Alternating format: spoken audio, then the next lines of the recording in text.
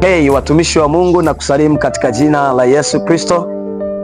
Nipende kukaribisha tena Jumatatu ya leo na wiki tuliyoanza leo tarehe 6 katika ibada za Morning Glory. Mungu wetu ni mwema, ametupa uzima, tumeiona siku ya leo.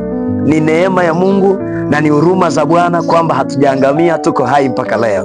Nitumie nafasi hii kukaribisha siku ya kesho Jumanne katika ibada ya Morning Glory.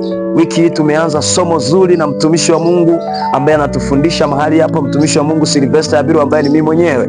Na kukaribisha sana siku ya kesho, tunalo somo mahali hapa la kushughulika na asili mbaya za maeneo. Inawezekana eneo lilopo limebeba asili mbaya. Wiki hii tunayo maombi na tunaomba na Mungu atafanya kwa ajili yako. Karibu sana mtumishi wa Mungu, siache kuja.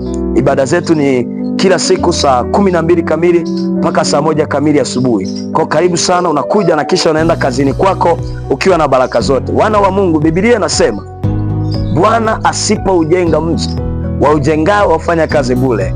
Bwana asipoulinda mji, waulindao walinda na kukesha bure. Kazi yako itakuwa ni bure, wewe unayeamka mapema na kukawia kwenda kulala, lakini Mungu anampatia yule ampendaye mambo mema, vitu vyema. Ninatamani sana mkono wa Bwana uwe juu yako, lakini kwanza amua kuja kuungana nasi katika ibada za Morning Glory. Usikubali kuianza siku yako kinyonge, tamani kuianza siku yako kwa nguvu za Bwana. Mungu akubariki, Bwana akutunze mahali kokote uliko. Tunakuombea katika jina la Yesu, amen.